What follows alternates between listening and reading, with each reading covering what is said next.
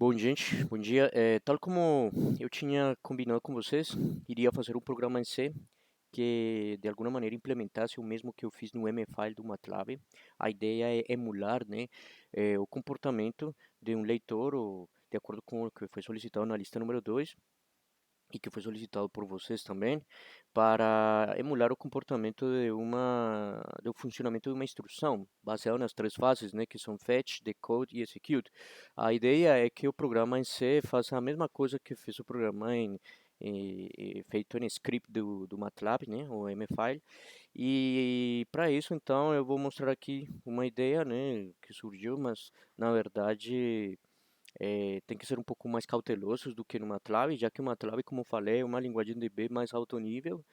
A gente não vai utilizar na disciplina, certo? Mas só pelo fato de a gente, digamos que reforçar e ficar com os conceitos bem claros ao respeito do que significa a arquitetura, né, de um microcontrolador, pois a gente vai fazer um programinha que emula então por isso esse comportamento. Só que em C, pelo fato de não ser tão de alto nível quanto o MATLAB, a gente precisa de mexer um pouco mais com certas, digamos assim, variáveis e certas ferramentas, né, que o MATLAB não tem, porque tem instruções no MATLAB que são bem mais, digamos assim, que facilita muito mais, simplifica muito mais as coisas, né?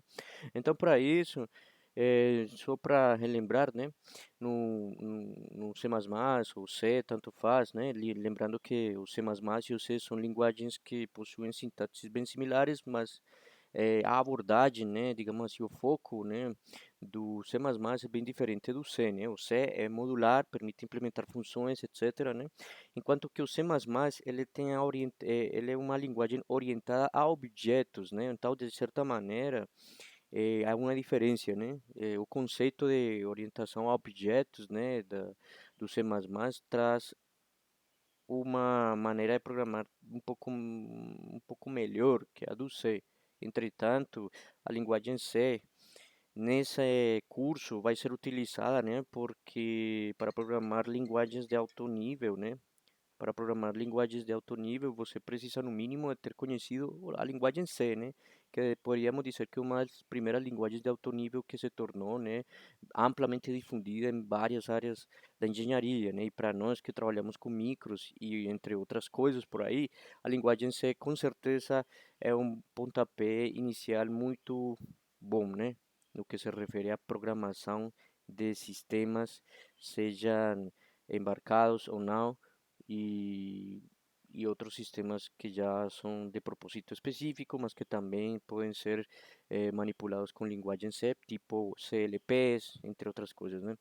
Bom, então só para começar, lembremos que no C++, ou perdão, no C, você utiliza, né, essa estrutura aqui para chamar, né, as as bibliotecas, né? Esse TDO, né, que é utilizado para você se referir a periféricos de entrada e saída, né? É interessante que eu estou programando em C porque vocês também vão trabalhar com linguagem C, né, durante o curso.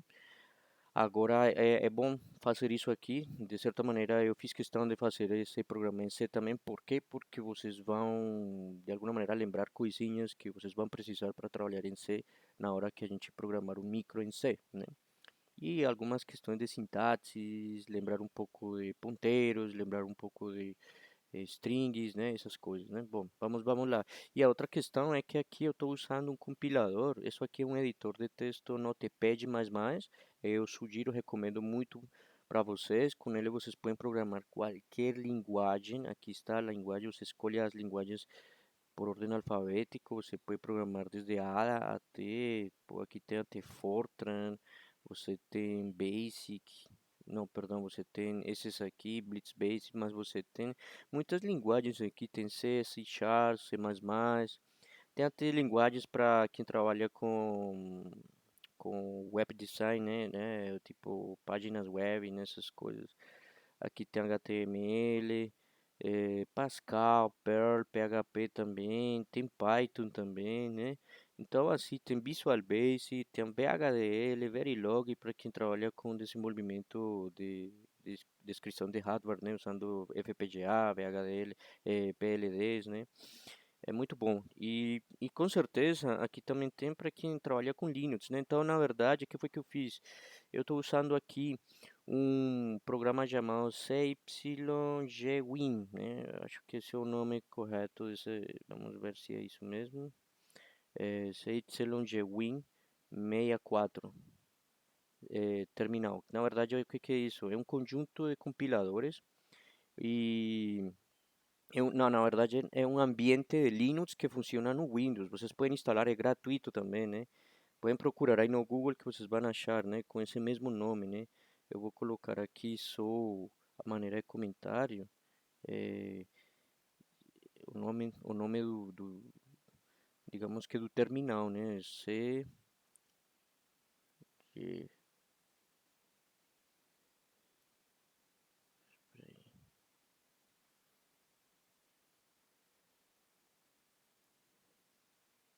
aí, CYGWin64, né? Vocês podem procurar.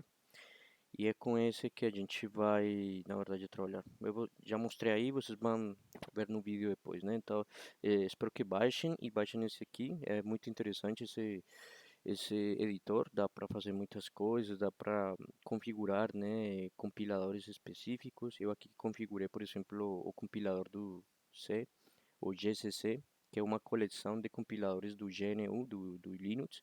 E aqui eu vou mostrar então como funciona tudo isso, né? Então vamos fazer o programa, né? Então, tal como estava dizendo, eu vou colocar essas bibliotecas, né? Include stdio, stdlib, que são bibliotecas padrão para trabalhar com qualquer tipo de programa básico. Vou trabalhar com manipulação de caracteres, né? Justamente porque a gente tem um programinha, né? Eu estou nessa pasta aqui, atendimento, né? E nessa pasta tenho o programa. O programa vai ser isso aqui, ó, gente. O mesmo programinha que eu utilizei lá na aplicação do MFile, né? Em todos esses casos, eu vou simplesmente ler, né, cada instrução e vou extrair de cada instrução o necessário, que é o mnemônico e os operandos, né? Vou tirar, vou colocar também essa instrução aqui, porque a gente de alguma maneira vai precisar utilizar operações matemáticas, né? Então vamos lá, né? Inicialmente, todo mundo lembra disso aqui. Ah, bom, eu posso salvar isso aqui, né? Já com extensão .c, porque atendimento aqui. Vou salvar no mesmo local, atendimento, perdão, vou colocar leitor, leitor, leitor, né? Pronto. Opa, eu salvei com outra extensão, né? Foi mal. Salvar como ponto .c, né? Se eu boto C, automaticamente ele muda de cores aqui, ó. Já fica como compatível, né, com as cores da linguagem C, mas na verdade porque esse editor aqui ele identifica cada linguagem a partir da extensão e a partir dessa extensão ele começa a dar cores apropriadas, né, para cada palavra de acordo com a sintaxe, né? Então eu vou colocar aqui void, né, e vou começar a fazer, né? Então eu vou precisar de uma variável chamada num, vou chamar num_ins, né, número de instruções igual a zero, inicializo com zero, né? Eu vou utilizar um ponteiro de caracteres, por quê? Porque na verdade quando você trabalha aqui no C, né, diferentemente de outras linguagens, para você definir uma string, né, uma cadeia de caracteres, você não trabalha como string propriamente dito, você trabalha com uma matriz de caracteres, né? Então, um vetor de caracteres é uma string. Só que quando você vai trabalhar com strings que você não sabe o tamanho, a ciência certa, é melhor você definir um conjunto de, digamos assim, vetores, sendo que cada vetor é um ponteiro. Então, o ponteiro, na verdade, como a gente deve lembrar de outras coisas, né, outras disciplinas, outras áreas onde você tenha visto esse conceito, o ponteiro é o que? Ele, como a palavra indica, ele aponta. Então, ele não pode ser um valor, ele pode ser, na verdade, um endereço, né? Então, eu vou utilizar endereços aqui, vou apontar para a localização onde eu vou guardar essas instruções, de tal maneira que cada instrução tenha no máximo 50 caracteres. Então, eu vou colocar instruções 50, né? E com isso, eu estou dizendo, eu vou apontar, vou dar o endereço para cada uma dessas 50 instruções, né? Dessa maneira, eu já sei, já estou um pouco mais libertado dessa questão de me preocupar com o espaço, de certa maneira não me preocupo com o espaço de cada instrução, né? Não estou me preocupando, porque estou apontando nomás o endereço, apenas o endereço, né? Na memória. E com isso aqui, eu estou falando eu vou colocar uma variável também char, vetor, mas aqui é uma variável que não precisa ser ponteiro, por quê? Porque na verdade ela vai ser utilizada dinamicamente, ou seja, vou passar esse vetor, né? Certo? E é para medir os caracteres, né? Os caracteres de cada instrução, ou seja, em outras palavras, eu posso ter uma instrução de uma coisa só, mas eu tenho, como no nosso caso, uma instrução que contém um mnemônico e dois operandos, uma vírgula, um espaço, né? Então, nesse caso, eu posso querer utilizar uma caixinha chamada instamp, que eu vou passar ao longo de cada linha e vou capturar com essa caixinha cada uma das coisas que fazem parte da instrução. Ou posso pegar toda a instrução completa, que é mais ou menos o que eu vou fazer aqui, né? Para poder dividir cada linha do arquivo .txt, o programa txt, né? Lembrando que esse arquivo está aqui, né, gente? Esse aqui, ó. Esse aqui que a gente vai ler, né? Então, aqui eu vou pegar, vou ler essa linha aqui, né? Depois eu vou ler essa outra linha aqui, depois isso aqui. Só que na verdade, tudo isso aqui é um texto. Então, o programa não vai interpretar logo como, isso aqui é uma linha, isso aqui é outra, como no MATLAB, né? Que ele fez isso com uma única instrução, que é o text scan, né? Text scan, né? Aqui não, aqui eu não posso fazer isso. Não é tão simples assim. Vou ter que fazer um programa para extrair isso, né? Então, por isso, aqui eu vou armazenar cada instrução. Então, cada linha dessas vai ser uma dessas instruções, né? Então, aqui vai ter um endereço, aqui vai ter outro e aqui outro, né? E por outro lado, esse instamp eu vou utilizar para se mexer ao longo de cada instrução. Então, para essa linha, eu vou usar instamp aqui, para essa linha, outro instamp, e para aqui esse. Eu vou mostrar como, então. Feito isso, eu vou também criar, né, existe um tipo de dado chamado file, né, que funciona como ponteiro também. Eu vou definir prog como se fosse um tipo de dado do tipo file, né? Um tipo digamos assim, de variável do tipo, uma variável do tipo file, né? Ou seja, ela aponta para um elemento que contém sempre a referência para um arquivo existente, né? Em algum patch, algum caminho, né? Então eu vou colocar que prog, na verdade, é isso aqui, né?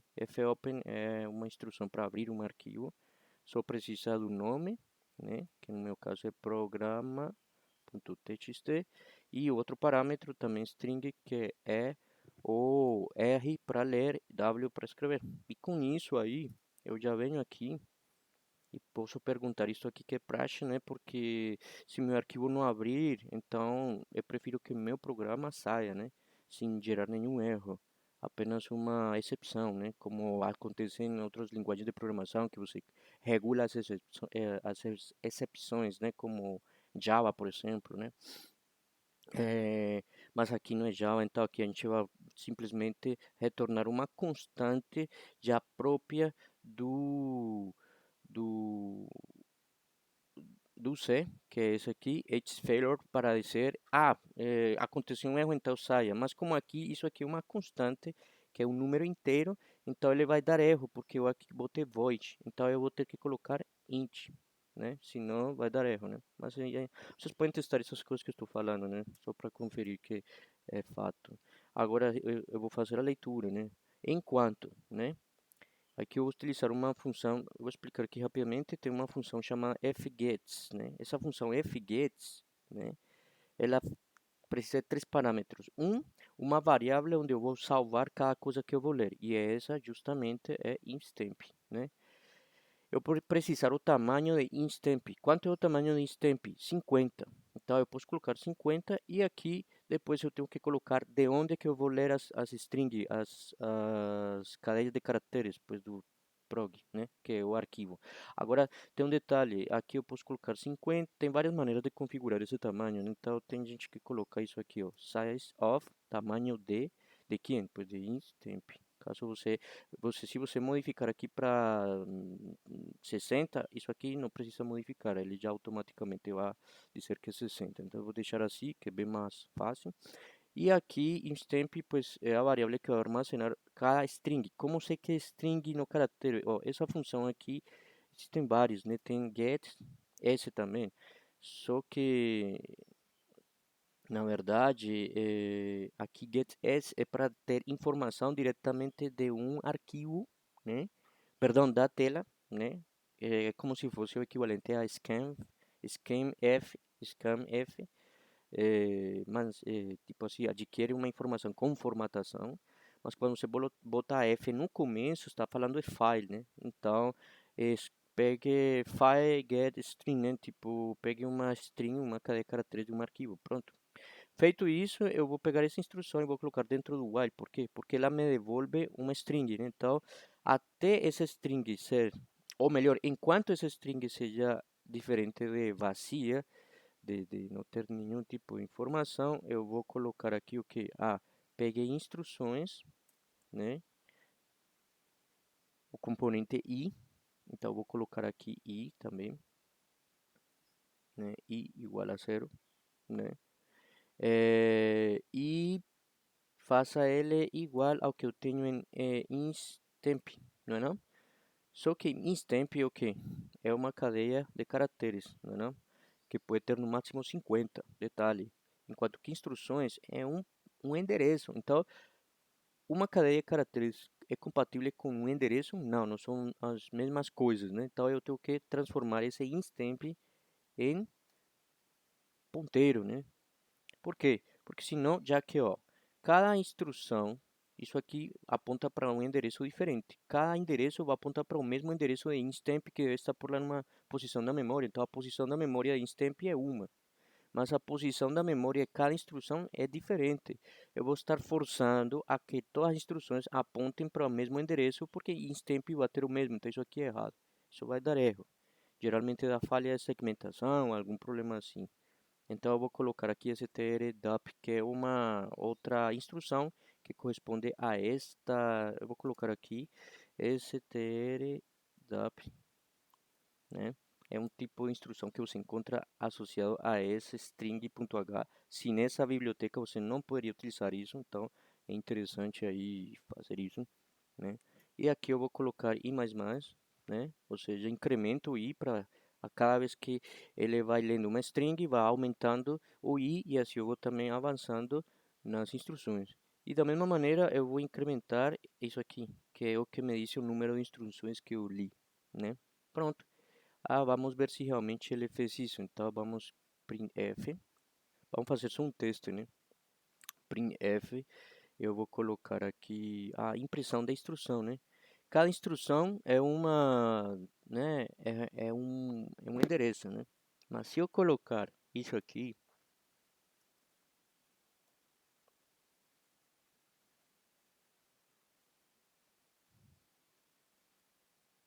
instruções e, né? Ele vai imprimir exatamente cada instrução, né? Por separado. Então vamos ver se ele realmente está fazendo isso. Aqui eu vou vir, ó, tem uma maneira de rodar isso aqui, então Windows R, né, a tecla Windows e R. Se não, você pode ir aqui em, se é Windows 10, você colocar CMD, acho que também vai, isso. E vai aparecer essa telinha aqui, né, ou assim também, tanto faz, né. Bom, nesses dois casos, o que você vai fazer?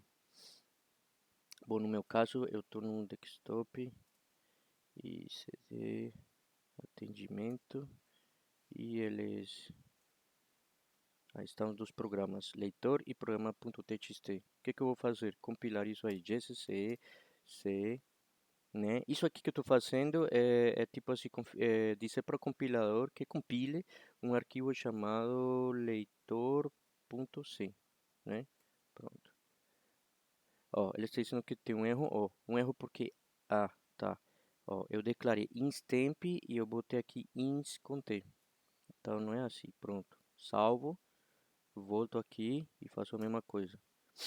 E aí, pronto, tá certo. Clear, só para deixar mais claro, visível o que estou fazendo, pronto. Aí eu compilei somente, gerou um arquivo objeto. Observem que ele agora tem um ponto .o, é o arquivo objeto que geralmente você, depois que você eu explicava isso na disciplina, né? Quando você está em alto nível, você compila, pega todas essas sintaxes, né? E transforma em um arquivo .o, né? Ou seja, esse .o é o objeto, na verdade o que utiliza o linker, né?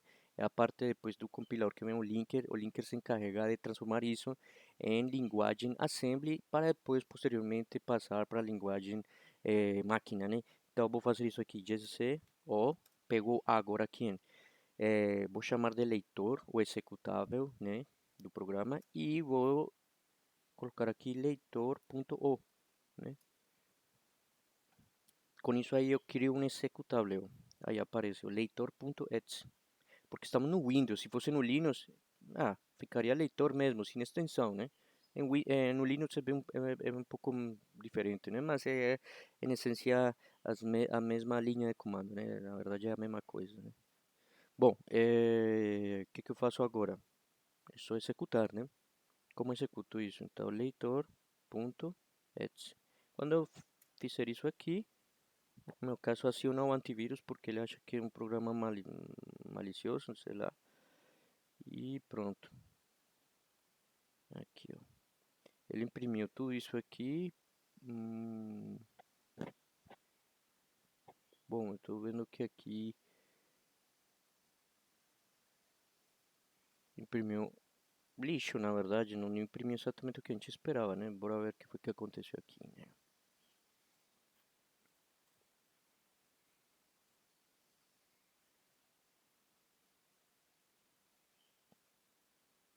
Programa.txt.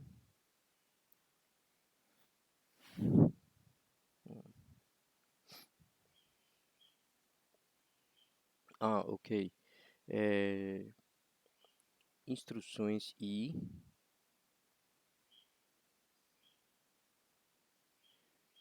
tudo parece que bom. Eu acho que eu acho que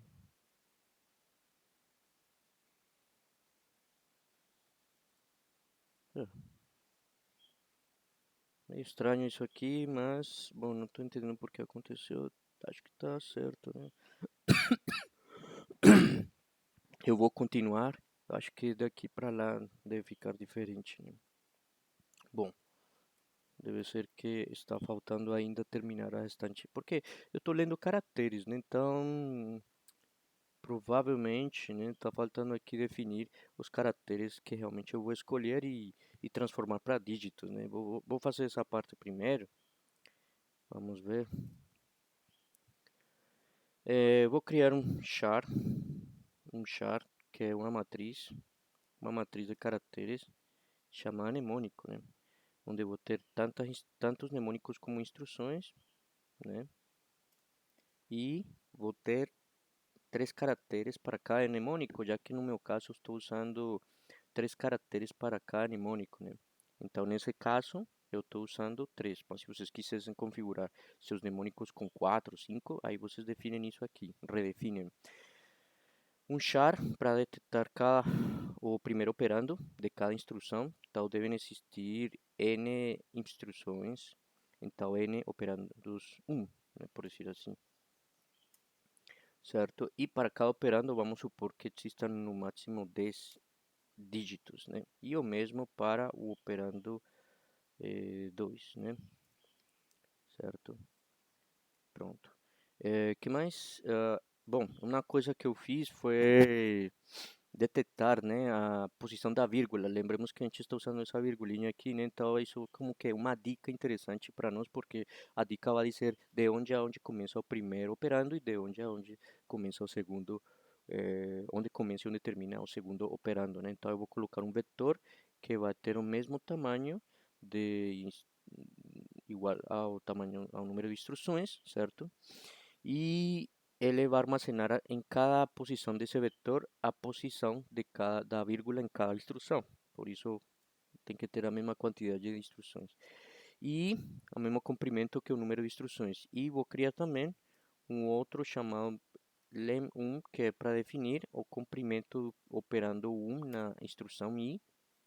E também a mesma coisa para o operando 2, né, da instrução i, né? E pronto. Feito isso, aí já podemos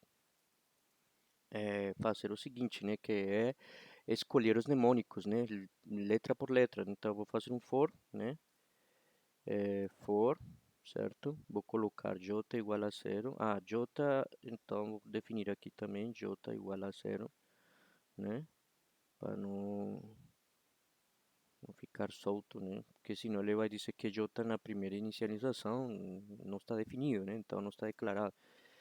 Então, j e vamos dizer j, enquanto j seja menor ao número de instruções, né? Ponto e vírgula, então faço j mais mais. E aí, pronto. Mnemônico, pronto. De quem? O mnemônico da instrução j e o caractere zero dela é igual a instruções da instrução j do caractere zero. Por quê? Porque coincidencialmente os mnemônicos estão no início de cada instrução. Então eu já sei, já posso fazer isso rapidamente aqui, né? Então vou fazer isso para o 1 e o 2, né? Que são 3 caracteres, né? Para cada mnemônico. Então, opa, aqui é 1, certo? E dessa maneira a gente, certo? Eu tenho igual a zero aqui, que eu vou precisar daqui a pouco, então eu já boto em zero. Feito isso aqui, então já temos mnemônicos. Agora simplesmente eu vou fazer o que?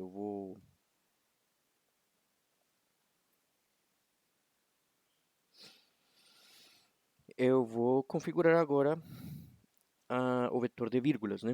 E para isso, então eu vou dizer começa em zero, certo? Igual a zero. E enquanto seja menor ao número de instruções, então faça i mais mais, correto? E com i mais mais eu vou aqui e faço um for, né? Em onde eu vou perguntar o seguinte, com um while, né? Não vou utilizar um segmento padrão sequencial como for, sino que vou utilizar um while que vai utilizar uma condição para estar dentro do loop, né? E aí eu vou dizer enquanto instrução i, né? E o caractere j dessa instrução seja diferente da vírgula, né? Então, faço o seguinte, incremente j, que eu botei em zero aqui, aqui já estou incrementando. Ou seja que a cada vez que ele vai viajando ao longo da instrução, caractere por caractere, e esse caractere seja diferente de vírgula, então ele vai incrementando. E quando ele seja igual a vírgula, ele vai sair do while e eu posso dizer então que o VI, né, a posição da vírgula na instrução I é igual a J. E com isso eu já tenho uma maneira de identificar, né, a posição da vírgula em cada instrução, né? Na sequência, eu preciso fazer um outro for. Vou usar muitos for porque eu acho que, de certa maneira, com eles vocês vão entender o que eu quero dizer. É como se eu estivesse fazendo a função test_scan, só que em C, porque não existe essa função aqui. Então, basicamente, é como se a gente estivesse fazendo isso. Agora, o que eu vou fazer é o quê? É, o que eu vou fazer é começar a extrair, né, o operando 1 e o operando 2, né? Então, para isso, eu vou dizer, bom, já que eu sei a posição da vírgula, né, eu vou fazer agora uma leitura de cada operando, né? Então, para isso, i igual a zero, de novo, né? E, enquanto seja menor ao número de instruções, então, incremente.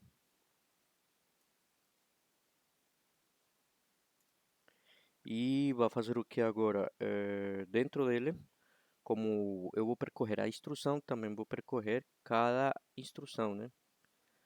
Com J, né? Só que, o primeiro operando, eu estou vendo que começa em zero. Vamos lá, aqui é 0, 1, 2, 3, o espaço conta, e 4. Na posição 4, você já tem o primeiro operando. Então, vamos dizer isso aí. Já essa parte podemos garantir que é fixa, né? Talvez varie o comprimento dele a partir da quarta posição, mas sempre vai começar na quarta. Porque não sabemos se é o final, mas sabemos o começo. Então, 4, né? J, menor a o comprimento desse primeiro operando, que é VI, né? E J mais mais. E com isso, a gente pode fazer uma, digamos assim, dentro dele, podemos dizer que o operando 1 da instrução I, começa na posição 0, né? Mas na verdade a gente está lendo a partir da quarta da instrução. Então, para que fique na posição 0 do OP1, temos que subtrair J menos 4, né? Assim ela vai ficar, quando começa em 4, aqui vai dar 0. Quando seja 5, aqui vai dar 1. Vai organizar a partir da primeira da posição 0, né? Do OP1, na instrução I, né? Vai ser igual aqui a instruções, né? Tal como está sendo indicado por quem? Por I e por J, né? Instrução I, caractere J da instrução I, né? Bom, e aí, ao mesmo tempo, podemos simplesmente calcular o comprimento, né? O comprimento vai ser quem? O comprimento da instrução I, do operando 1 da instrução I, vai ser igual a J menos 4, certo? Mais 1. Por quê? Porque se ele começa em 4 e termina em 4, ou seja, quer dizer que só tem um dígito, então 4 menos 4 é 0, como vai ter comprimento 0? Não, vai ter que ter 1. Então vou somar 1 e aí isso já generaliza para casos de mais de um dígito, né? A mesma coisa eu vou fazer para o numerador, ou operando 2, perdão, né? E para operando 2, então, isso seria da seguinte maneira, né? É só trocar aqui OP2, 2, e vamos lá. Começa onde? Começa na posição da vírgula, né? Dessa instrução, que é VI, certo? Só que somando 1, né? Porque se a vírgula está em 5, então o primeiro dígito do segundo operando começa em 6. Então tem que somar 1. E termina onde? Termina no comprimento. Esta função também faz parte da biblioteca string, que calcula o comprimento de uma string, ou seja, o número de caracteres de uma string. Mas de que caracteres estamos falando? Ou melhor, qual é o último, qual é o limite para J? O limite vai ser o comprimento, né? Se eu tenho 5 caracteres, o comprimento é 6. Perdão, se eu tenho 5 caracteres, o comprimento é 5, mas o último é 4, né? Na verdade, de 0 a 4 tenho 5, né? Então, quando eu calculo o strlen de instruções e estou calculando a última, digamos assim, o comprimento, certo? Mas o comprimento obedece à última posição mais um. Então, isso já é uma dica para ele saber até onde tem que ir, né?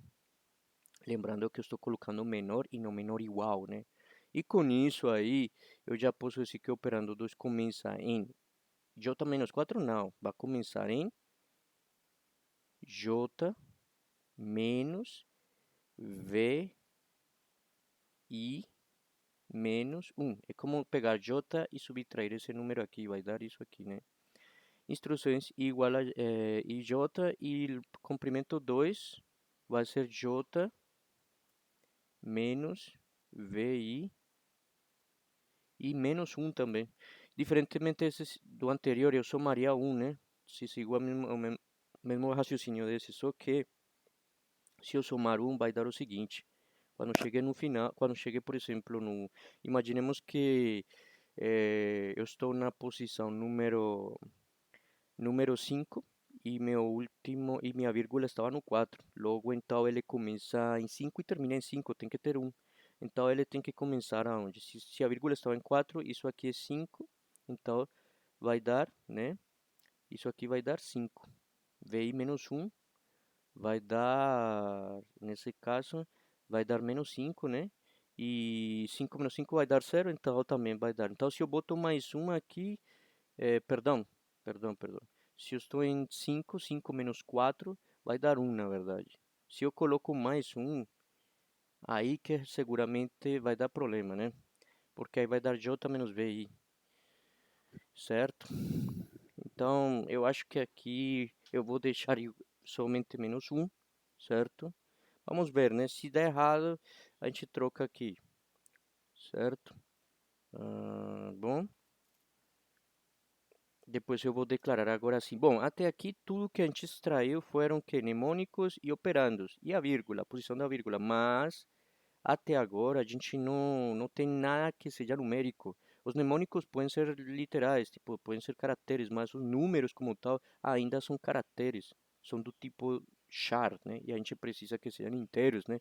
Caso a gente precise operá-los, né? Através de somas, multiplicações, subtrações, de acordo com o que a gente tenha definido, né? Então, aqui eu vou criar o operador um, que vai ser simplesmente um vetor que tem todos os operandos e tem igual quantidade de número de instruções, e o mesmo para o operador 2, onde eu vou ter igual número de operadores que o número de instruções, pronto, int soma, onde eu vou simplesmente armazenar a transformação de cada dígito em potências de 10 e a soma de todos eles vai dar um número como tal, né? Um número inteiro, né? E um dígito, né? Eu estou colocando como int porque na verdade cada dígito é inteiro. Agora a soma não precisa ser necessariamente inteira, né? Então pode ser real, float ou double, né? A depender de como você esteja trabalhando isso. Mas é claro que isso aqui é um exemplo, vocês podem modificar disso à vontade, de tal maneira que vocês possam fazer outras instruções. Eu estou fazendo só para 3, mas se eu faço e funciona para 3, pois vai funcionar para mais instruções. Na lista era para mínimo 10, né? Então era somente fazer um programa que identificasse as 10 instruções, né, que você escolhesse. Aqui eu vou fazer o quê? Eu vou começar a extrair, né, os operandos caractere e transformar eles em números inteiros, né? Formato inteiro, né? Tipo de dado inteiro. E menor ao número de instruções e mais, né? E aqui eu vou depois fazer outro for dentro interno, um for interno que eu vou viajar ao longo do conteúdo de cada caractere do operando 1 e a partir da verificação com esse caractere eu vou definir também o dígito que é do tipo inteiro. E depois eu vou fazer uma soma acumulativa, transformar em potências de 10 e finalmente pegar esse resultado e assignar ao operador 1, né? Então eu vou fazer aqui j igual a 0, né? J é de até o número de instruções e J mais, certo? O que eu vou fazer agora? Simplesmente eu vou colocar de maneira bem simples para que você entenda. Eu quero perguntar o que para ele? Se OP1, o operador 1 da instrução I e o caractere J desse operando, né, é igual a o caractere 0, então faça dígito que é inteiro igual a 0, mas 0 inteiro, 0 tipo de dado inteiro, aqui é 0 caractere. Então eu vou fazer isso mesmo aqui agora. Como é repetitivo, talvez deve existir uma estrutura mais econômica nesse caso.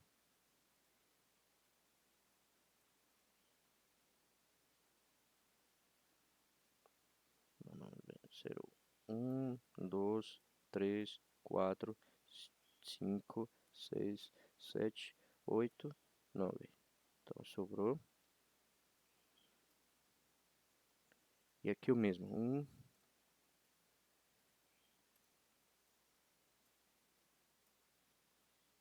9, pronto. E após ter feito isso, eu simplesmente vou copiar, né?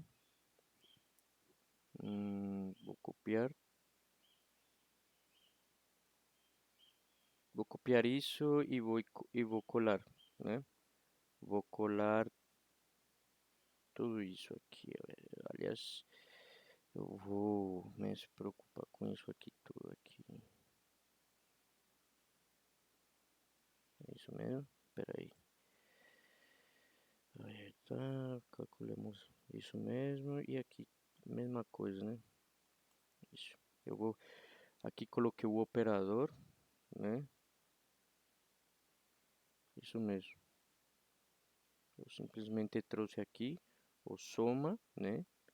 Isso aqui na verdade vai ser o que então? Cada vez que eu escolhi o dígito, aliás, espera aí. É assim, né? Então, eu pego isso aqui, né? E vou dizer para ele, ó, já que escolhi o dígito, faço o seguinte, soma igual a soma mais pool que depende da biblioteca match.h, que é a biblioteca de funções matemáticas. E aí eu vou colocar 10, vírgula. Se eu tenho um número da seguinte maneira, 23 tem comprimento 2 porque tem dois dígitos. Então, como que eu faço? Eu pego 2 vezes 10 elevado a 1 mais 3, né, vezes 10 elevado a 0, né? Ou seja, esse 1 aqui poderia ser igual a quem? Eu vou colocar em comentários. O que eu vou fazer aqui é o quê? Esse 23 é o mesmo que 2 vezes 10 elevado a... O comprimento tem que dar... Com o comprimento e a posição do caractere, eu tenho que conseguir que dê 1. Se o comprimento é 2, né?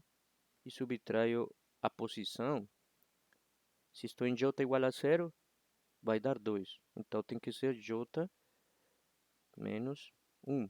De tal maneira que vai dar 2 menos 1, porque j0 vai dar 2 menos 1, que dá 1. Então, se eu faço a mesma estrutura para esse daqui, seria 3 vezes 10 elevado a 2 menos j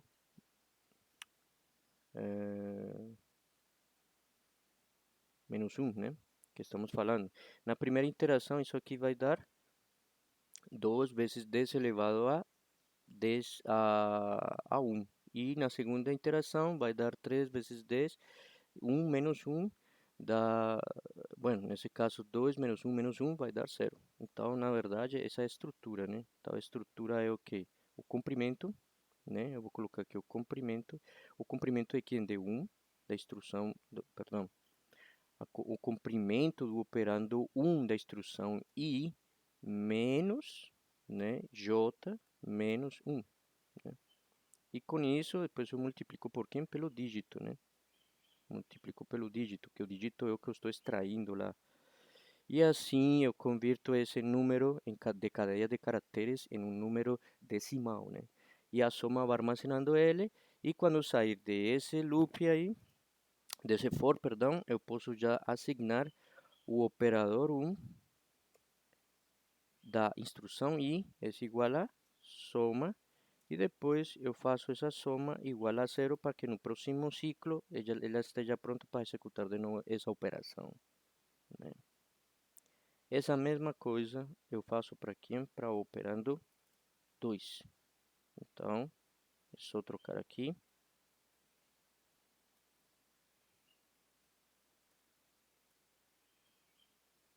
Operando 2 e comprimento 2 e operador 2, etc. Pronto. E aí está certo, né? Com isso aí a gente já tem todos os parâmetros necessários. Acho que não tem mais nada aí. Tipo, já os operandos já estão transformados em inteiro. O que eu posso fazer agora é fechar o arquivo, né? Até agora o arquivo estava aberto, agora tenho que fechar. Eu posso fechar agora, posso fechar depois. Mas se eu fecho agora, eu já posso manipular somente, posso deixar esse arquivo fechado e posso manipular somente as variáveis que estão definidas, né? Que já estão redefinidas, que estão capturadas, que são operador 1, operador 2, né? E o mnemônico, né? Então, agora só precisamos de configurar as funções, né, que a gente falou lá no MATLAB, que são myFetch, que era uma função para fazer a procura, myDecode, que era para fazer a decodificação, e myExecute, que é para fazer a execução da instrução. Então, vamos definir, já que fechamos o arquivo, já capturamos tudo que precisamos do arquivo, agora vamos utilizar essas informações para efetivamente executar as instruções, né? Então, vou criar um ponteiro, certo? Nesse ponteiro, na verdade, eu estou dizendo para ele, cria um ponteiro da seguinte maneira: para cada instrução, né, vou ter um formato, né? Então, é desse tipo aqui, ou seja, que cada formato vai ter um endereço, né? Vou criar uma expressão do tipo inteiro, um vetor, né? Ou seja, que para cada instrução vou ter uma expressão que vai ser do tipo inteiro, né? E vou criar também um valor que vai ser o valor final da instrução, né? E para cada instrução eu vou ter um valor, beleza? Feito isso, então eu vou aqui igual a zero, né? Um for, né? Para percorrer cada instrução, né? De novo. E o que eu vou fazer com cada instrução? Eu vou, eu vou pedir para ele simplesmente, né? Fazer o percurso, né? Das instruções, né? E vou perguntar por cada mnemônico, né? Da seguinte maneira: se, né? É, se mnemônico